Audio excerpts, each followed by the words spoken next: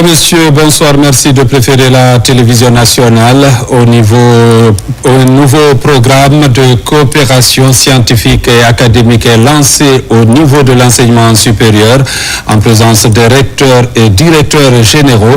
L'ambassadeur de France et le ministre Alpha Bakar Barry ont signé un accord dans le domaine, ceci sur un partenariat renforcé entre Paris et Conakry. Une convention qui s'articule autour des 4 axes destinés à moderniser le secteur de l'enseignement supérieur en Guinée. Reportage Mounir Bari. Ce programme vise à donner un nouveau souffle à la collaboration universitaire et scientifique entre la Guinée et la France. Il se décline en 4 volets: la mobilité académique, la co-création des programmes innovants, le développement du numérique et la gestion des projets entrepreneuriaux.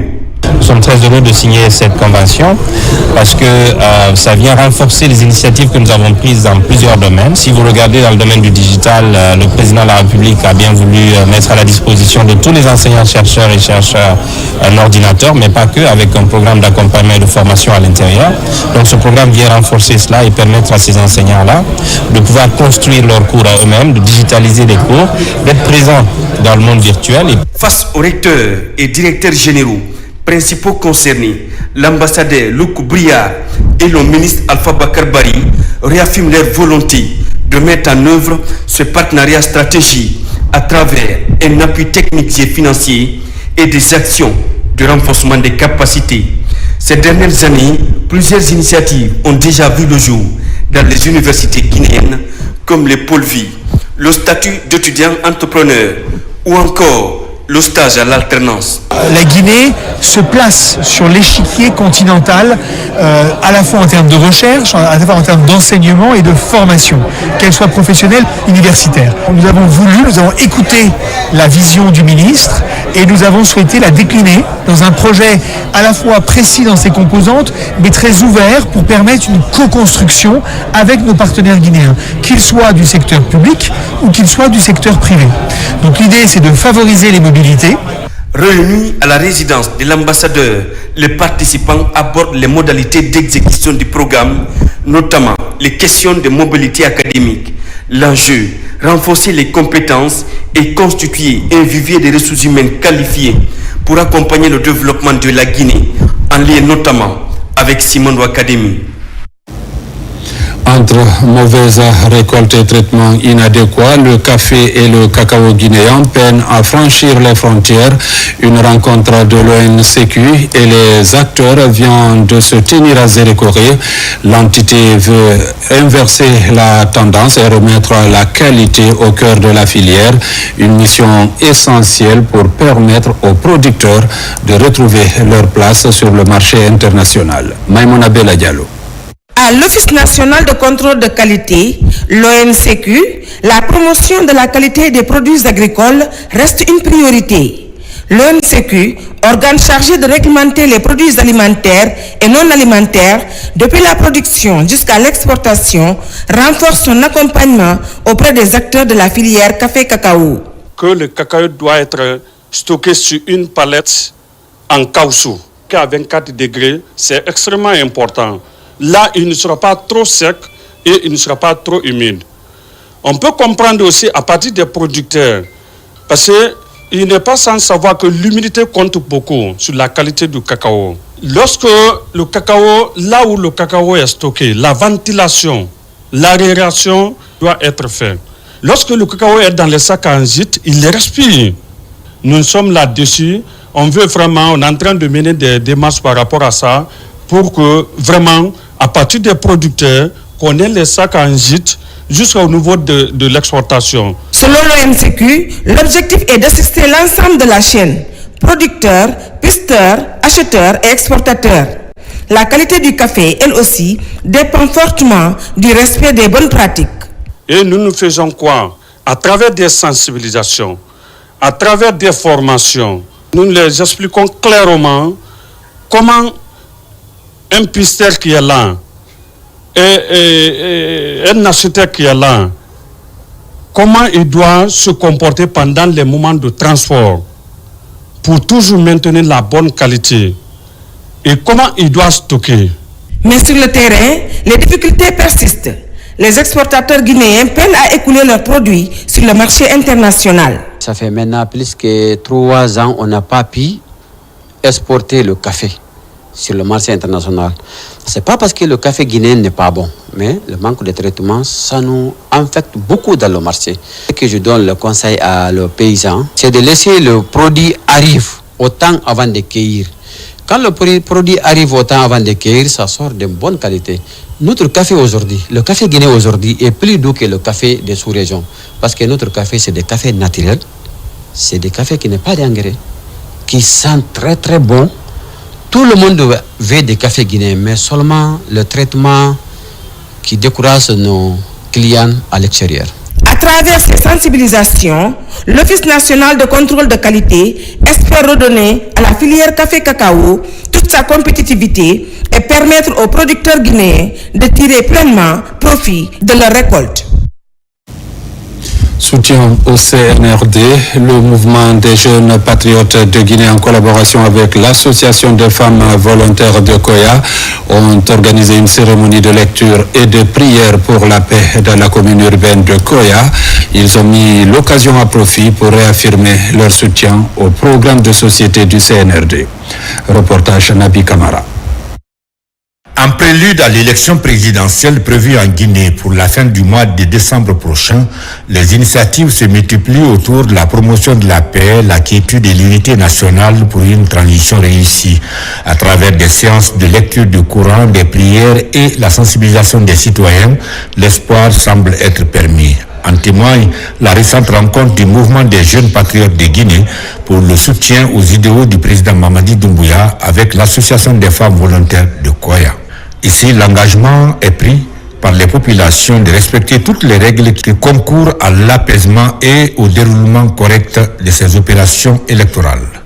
Nous, jeunes, regroupés en association des femmes volontaires de Koya, AFVC, apportons notre soutien dans le but d'accompagner Mamadi Doumbouya. Sur sa direction, notre préfecture a réalisé des avancées significatives dans plusieurs domaines clés, notamment la santé, la religion, l'éducation et quelques initiatives pour l'emploi.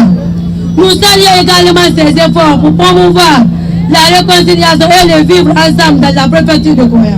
L'occasion a été saisie par les deux parties pour passer en revue leurs préoccupations quotidiennes telles que le manque de marché, la dégradation des routes dans les quartiers de Koya.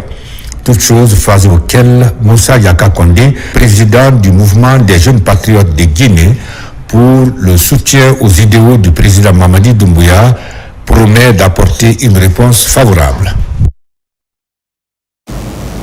Du côté de Farana, le mouvement Guinée uni autour de son histoire pour le progrès multiplie les séances de sensibilisation, ceci pour capitaliser les efforts dans l'accompagnement du président de la République.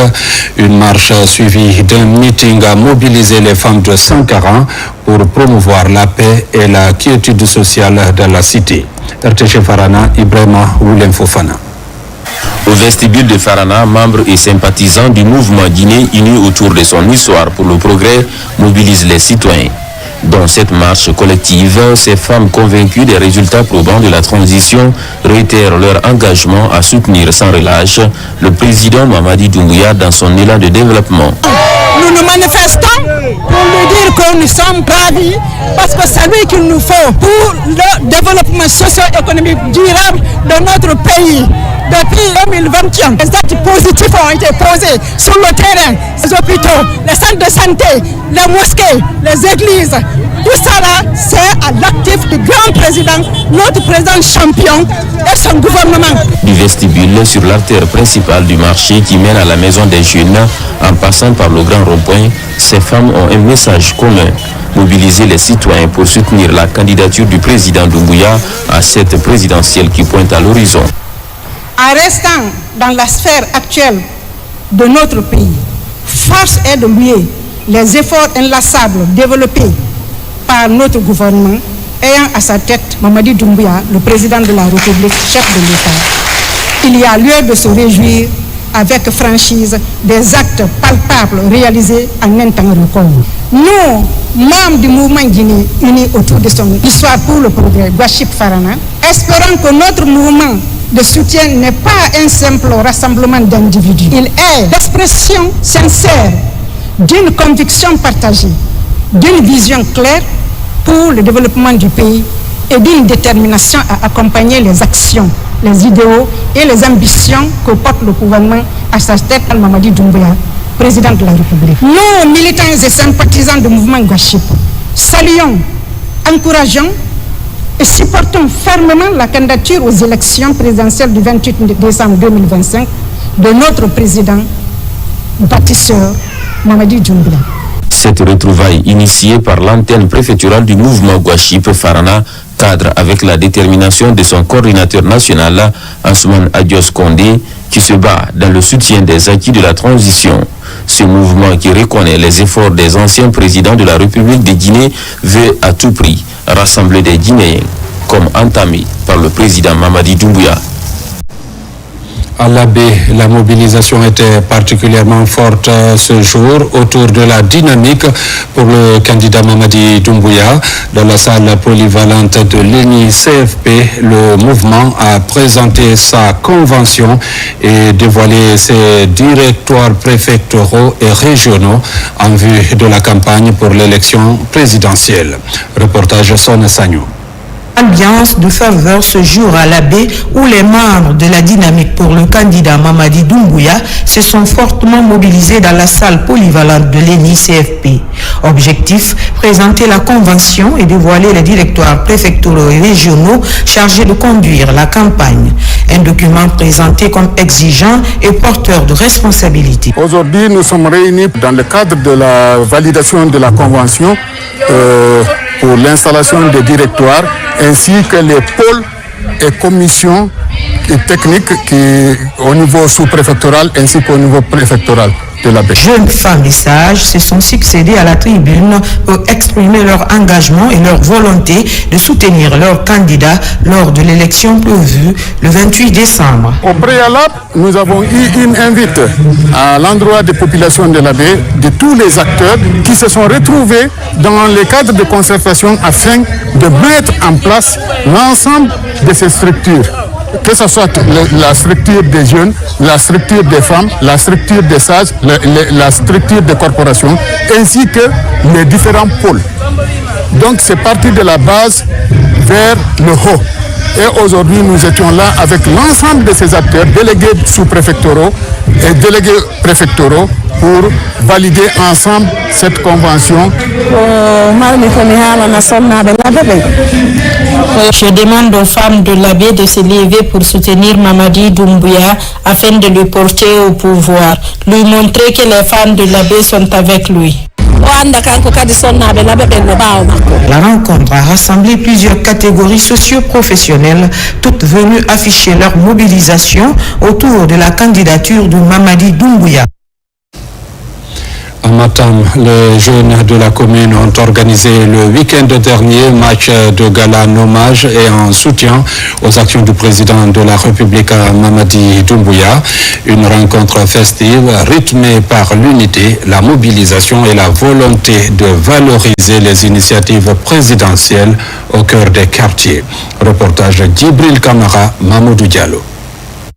Ce match de gala placé sous le signe de l'unité et l'engagement citoyen a opposé l'équipe de rue 14 à maillot rouge et celle de 13 villes. Au cours de cette rencontre, supporters, leaders communautaires et associations des jeunes sont massivement mobilisés pour donner à l'événement un caractère festif. Sur le terrain, l'enjeu sportif s'est mêlé à une forte mobilisation. Promouvoir la cohésion sociale, encourager les initiatives locales et saluer les efforts du chef de l'État en faveur de la stabilité et du développement. Un sentiment de satisfaction et de réconfort de voir la jeunesse de notre commune s'engage dignement, forcément pour accompagner le président de la République. Vraiment, c'est un acte salutaire.